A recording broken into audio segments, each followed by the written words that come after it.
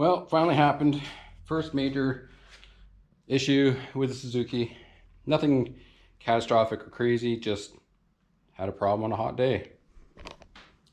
The water pump, I think, is failing in this.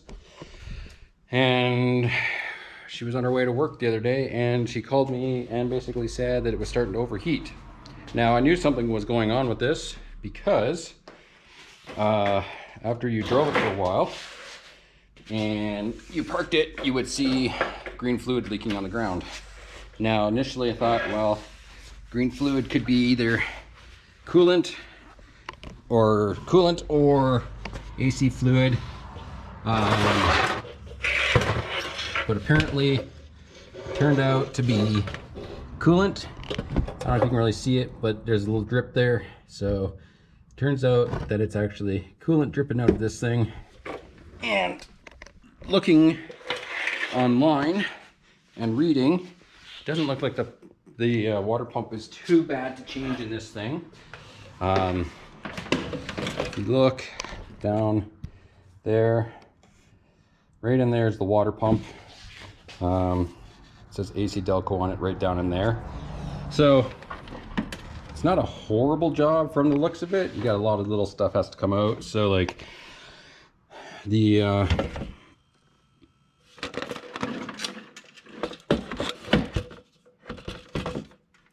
the under tray underneath has to come off. This has to come off. This fan has to come off. This tire has to come off. There's a shield back in there that has to come off. And once you have that all done, this here is your thermostat housing. That's going to come off because we do have another thermostat for this. Rad cap comes off. We're changing that. We do have another one for that as well. So we do have a few things that we're going to be replacing while we're doing this. Because, you know, if you're in there, you might as well do it. So going to get all the small stuff taken care of and move on from there. Okay, just a little update. So here's that cover that you need to take off. That cover allows you to get at the tensioner up in here so you can pull your belt. And then you can see down here, I have the under tray off. It is a two-piece, so one piece is over here, one piece is on this side, so you only have to take half of it off because there's a screw here. The screw holds both halves together at that point, so you can leave everything on this side done up, and then all you have to do is just take everything off from that side and the screw out. We're going to be draining the coolant next, so that's up here. But I also got to take this fan out, so I'll be doing that from the bottom. Here's the AC compressor. These bottom bolts will have to come loose. The top two will come out. So there's that. Once you have most of that out, the bottom side is pretty much good.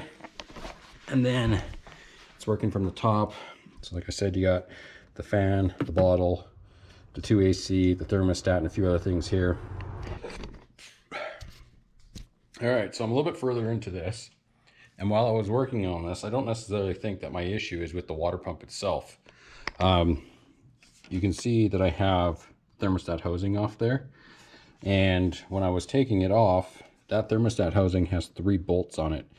And that bottom hole for that thermostat housing, I was tightening it. It was actually not very tight. So I'm kind of debating or kind of wondering if maybe it was just a loose water pump bolt or a loose thermostat housing bolt and it just allowed some seepage to come out.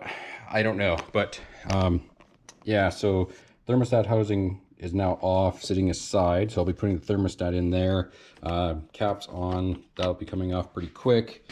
Fan came off pretty easily. It has 4 bolts, 2 at the top, and then it's got 2 at the bottom.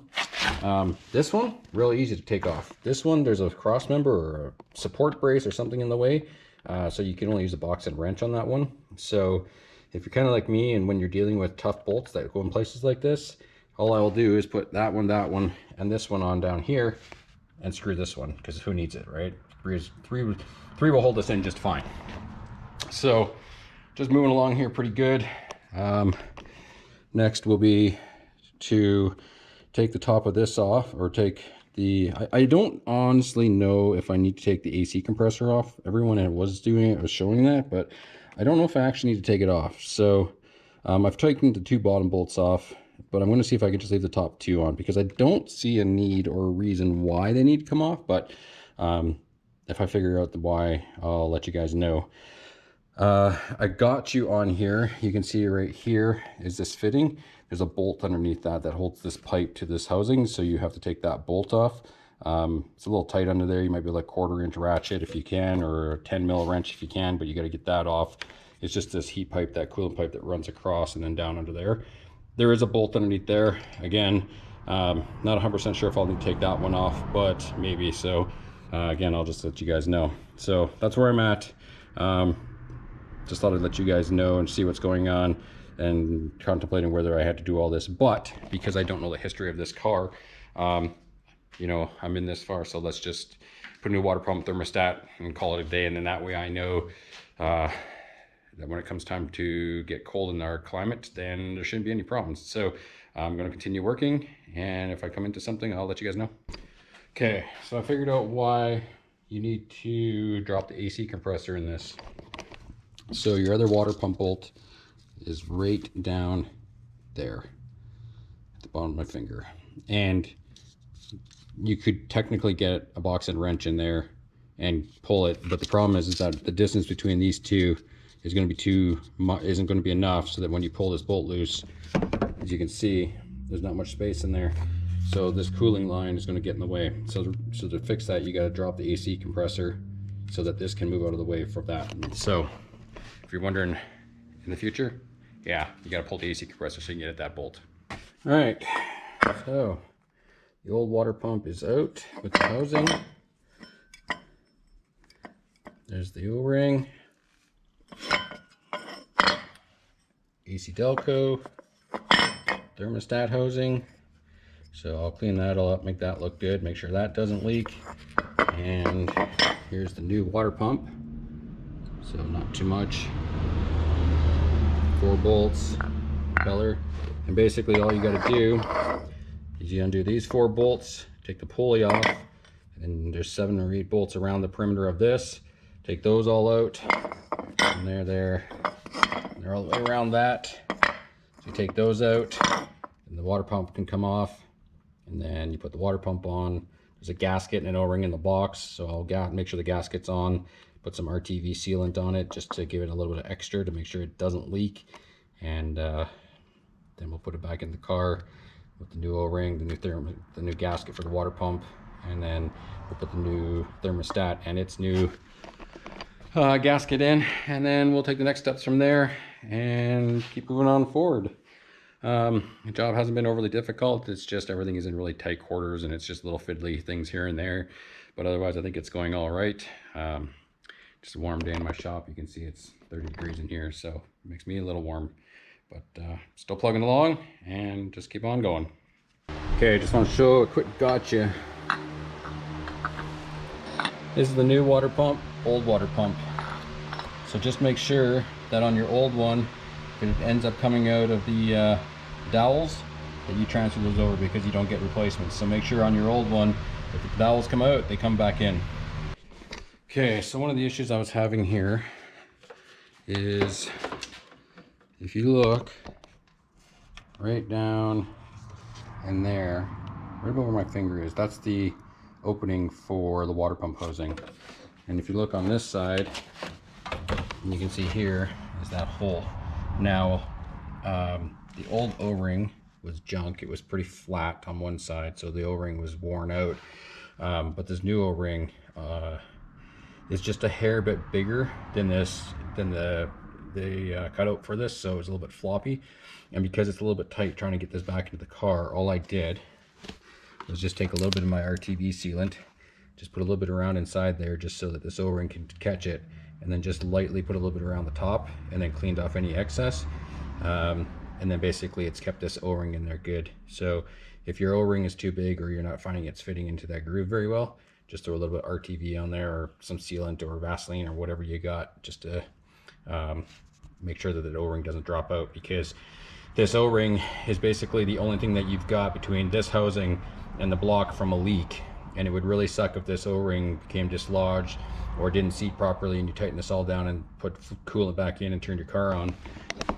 And surprise, green shower. So just keep an eye on that when you're putting that back in. All right, so it's next day, back out in the shop, getting ready to finish up. Glad to say we are leak free under here. Got no leaks anymore. I did notice yesterday after I was done that the bottom was still coated in a lot of coolant, but I think what happened was yesterday when I was working on this,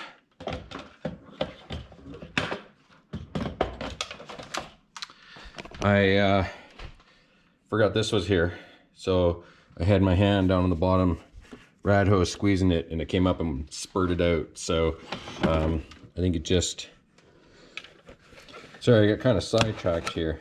Just looking down in the rad hole there, it's a little hard to see, especially on a GoPro, but I noticed a lot of debris in there, and when I squeeze this I can see the debris swishing around. So I'm going to say that there's probably going to need to have a coolant flush down the road. Not overly concerned about it now. Some key pointers here. So water pump, I was able to bring out through the top, not down through the bottom like most people do. You don't have to take off the exhaust manifold. There is a small bolt down under here, but it's easy enough to get to if you use a 1/4 inch in a deep socket. One thing I found made things easy was there's a wire right here for the AC compressor. If you take that off, it makes everything move easy down there. But if you do, and you take the thermostat off, make sure you hook this up beforehand. You can reach it, but it is pretty tight down in there, so it can be a little bit difficult to get at it. Other than that, nothing too overly complicated about this. The biggest challenges that you face is just the positioning of all the bolts.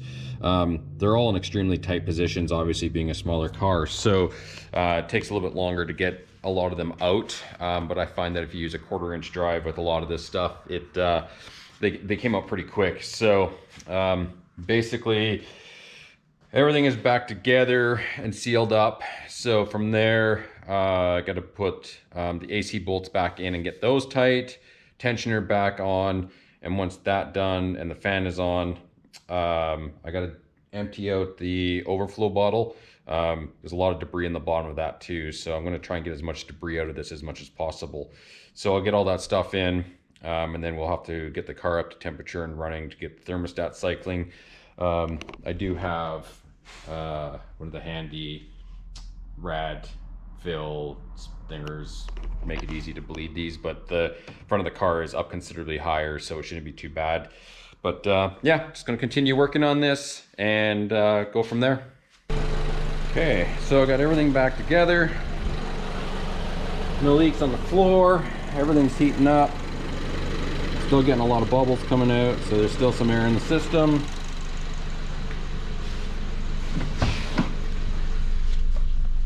Temp gauge is about halfway up.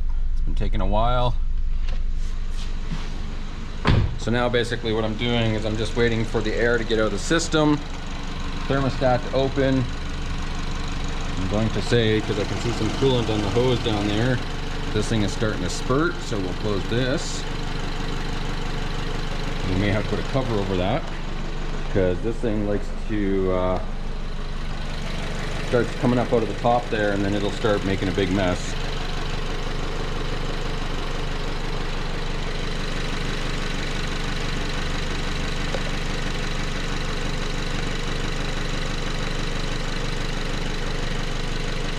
Not much coming out of there anymore. So we'll just take a look. Yeah, we're still about halfway. Just waiting for the cooling fan to kick on.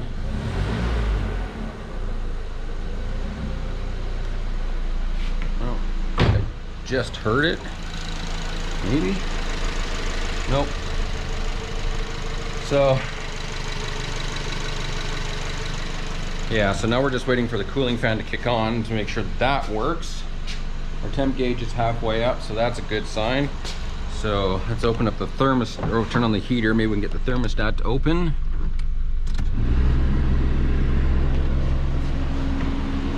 Oh, and look.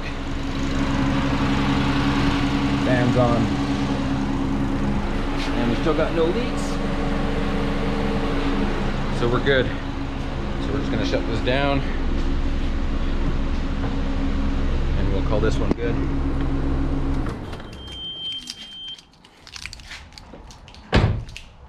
All right. So now it just needs to cool down a little bit so that I can pull off my container here, get that emptied out. I'm not seeing any issues down here. The problem we had before was I could see on the bottom of the AC compressor that there'd be coolant. Don't see anything. Everything looks nice and dry. So I think I'll call this one a win. So it wasn't too bad of a job. We'll get the rad cap put on, get everything buttoned up. Do need a new air filter. It's looking pretty gross. Also need a new air cabin filter. That one's looking pretty gross. But for now, yeah, so I think we'll call this one good. Everything's good. The fan came on. I was concerned maybe if the fan wasn't coming on, it was another reason why I got hot, but I honestly think it was just low coolant because it was leaking for a while. But nope, should be good. So I'll get everything buttoned up and then take it for a cruise, make sure nothing gets crazy or out of whack. If everything's good, then I'll let her take it to work, and if there's any issues, then she can let me know and we can dive in it further. But I think for now this one's been fixed. So yeah, so that's how you basically kind of change the water pump in a Suzuki SX4. I didn't really go too in depth in it just because there's a lot of videos about people doing these, but hopefully some of the stuff that I pointed out might help make it a little bit easier. So thanks for watching, and we'll see you in the next one.